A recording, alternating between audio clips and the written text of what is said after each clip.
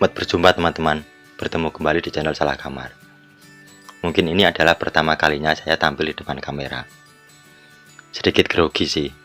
Kali ini yang akan kita bahas terkait visi Saudi 2030 bersama saya, Usul Pujiwono dari Salah Kamar.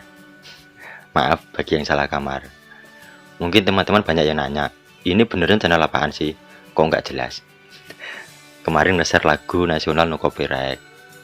Kemarin lusa bahas revolusi Iran, terus bahas kontroversi The Beatles. Makin gak jelas ini channel. Boy, santai bos.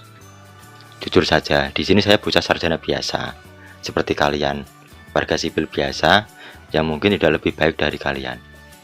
Ya intinya saya selaku warga sipil yang ingin menikmati demokrasi dan reformasi, ingin menikmati kebebasan berekspresi, ingin menyampaikan sebuah gagasan ala saya, ala kita, ala Salah Kamar. Ada wadah namanya YouTube. Saya juga sadar zaman, lewat YouTube inilah salah satu cara. Sah-sah saja kan? Dibilang rasan-rasan gibah silakan. Kita ngomong juga tidak akan sembarangan ngomong. Yang perlu kita pegang itu. Nah, ini penting dalam berdemokrasi. Kita ini berdemokrasi, bukan berdemokrasi. Jangan ngawur. Mestinya ada pertanggungjawaban tiap suara yang keluar. Harus ada sanad atau sumber informasi dan literasi yang jelas. Ada peran logika di sini. Jangan mudah terprovokasi dengan sesuatu yang tidak jelas.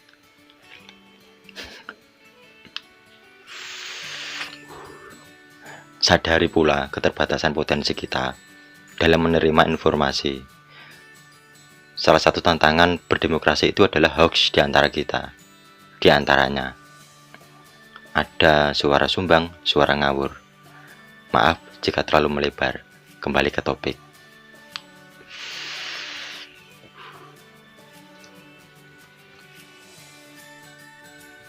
Ketika bicara Saudi, pastinya nggak lepas dengan membicarakan Wahabi. Loh, kok bisa? Kita tahu berdirinya Saudi lewat kepemimpinan bangsa Saud juga nggak lepas dari pengaruh kelompok Wahabi ini. Kemarin-kemarin kita juga ngebahas sejarah Saudi dengan Wahabinya. Bisa lihat di deskripsi, link videonya kita sediain di bawah.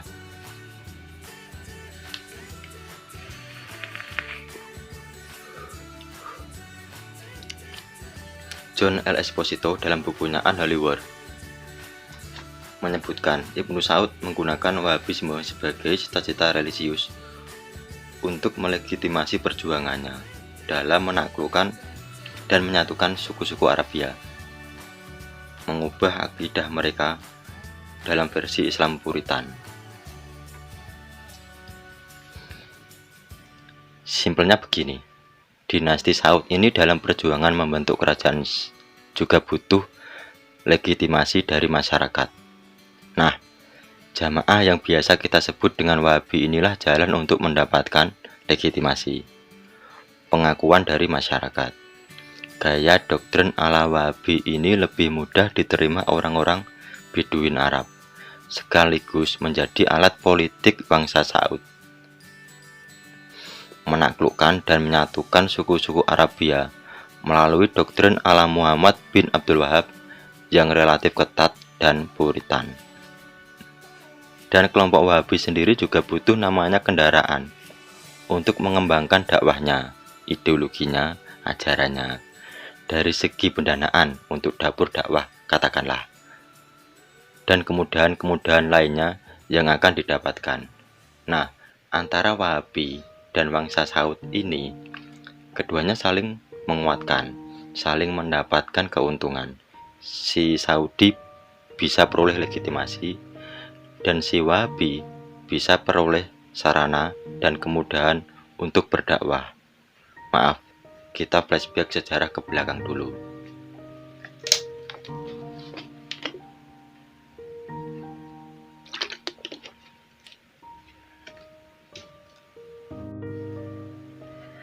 Dalam sebuah wawancara dengan The Guardian 24 Oktober 2017, Muhammad bin Salman menegaskan dan bersumpah untuk mengembalikan negara itu ke Islam moderat.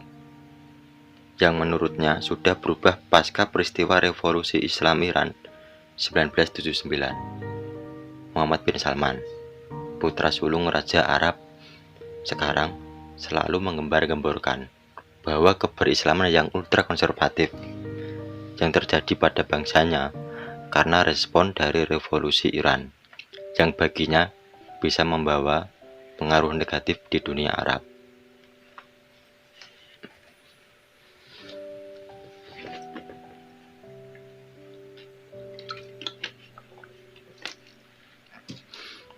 Bagi putra mahkota Arab Saudi, doktrin kaku yang dianut kerajaan Saudi dalam mengontrol masyarakatnya selama ini adalah untuk menghalau pengaruh revolusi Islam Iran yang berangkat dari identitas Syiahnya. Kita tahu, Muhammad bin Salman memang adalah aktor penting dalam wacana reformasi mengubah wajah Saudi yang dikenal ultra konservatif menjadi lebih inklusif dan moderat di mata dunia. Dan dirinya selalu berdalih bahwa Saudi Arabia yang ultra konservatif, ekstrim, eksklusif adalah dampak dari Imam Khomeini yang berhasil menumbangkan rezim Shah Pahlavi. Flashback kembali. Kala itu pada 20 November 1979 terjadi aksi teror di Masjidil Haram oleh kelompok Juhaiman al-Utaibi. Mereka ini adalah kelompok Salafi Beduin, kelompok marginal yang merasa tersingkirkan oleh modernisasi Arab Saudi dan bisnis petrodolarnya. Bagi mereka, Arab Saudi sudah berubah, cenderung ke barat-baratan, materialistis. Bagaimana mungkin keluarga Al Saud yang harusnya menjaga Islam justru harus bermewah-mewahan dari hasil kerjasamanya dengan si kafir Amerika. Mereka menuntut hal itu. Lebih jelasnya sudah kita kupas pada video sebelumnya. Sama, linknya ada di deskripsi video.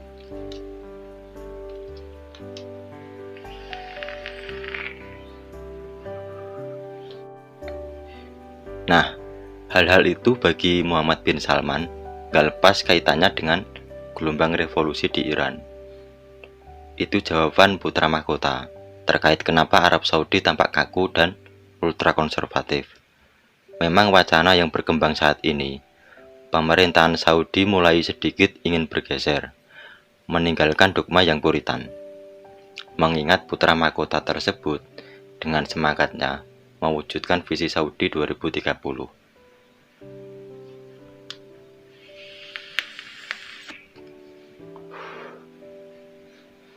Dengan rencana untuk mengurangi ketergantungan Arab Saudi pada sektor minyak bumi, mendiversifikasi ekonomi Arab Saudi, serta mengembangkan sektor layanan umum seperti kesehatan, pendidikan, infrastruktur, rekreasi, dan pariwisata. Arab Saudi tidak akan selamanya menggantungkan dengan petrodolarnya. Reformasi ekonomi diperlukan, dan ini sudah direncanakan, catat.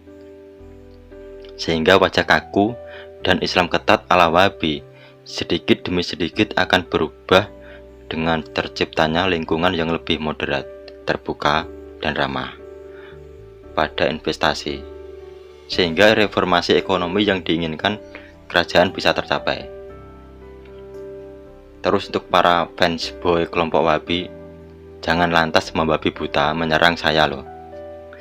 Ini sang putra mahkota kerajaan Saudi sendiri yang mengungkapkan, bukan saya.